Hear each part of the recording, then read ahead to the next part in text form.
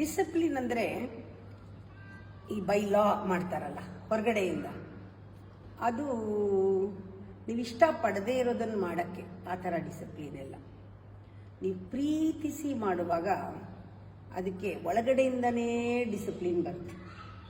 ನಮ್ಮ ಒಳಗಡೆಯಿಂದನೇ, ಅದು ಡಿವೈನ್ ಲಾ, ಅದು ಒಳಗಿಂದ ಬರುತ್ತೆ. ಅದನ್ನು ಯಾವತ್ತೂ ಬಯಸಿ. ಆಮೇಲೆ ಯಾವಾಗಲೂ ಹೇಳ್ಕೊಳ್ತಾ ಇರಿ, I choose to be present. ಯಾವಾಗಲೂ ನಾನು ಎಲ್ಲಿರ್ತೀನೋ ಅಲ್ಲಿ ಇರ್ತೀನಿ ಅಂತ.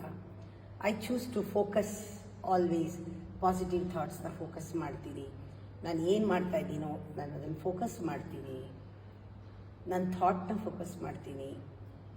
ನಾನು ಯಾವಾಗಲೂ ಕೂಡ ಪ್ರೀತಿ ಮತ್ತು ದಯೆ ಇದನ್ನು ನಾನು ನಂದನ್ನಾಗಿ ಮಾಡ್ಕೊಳ್ತೀನಿ.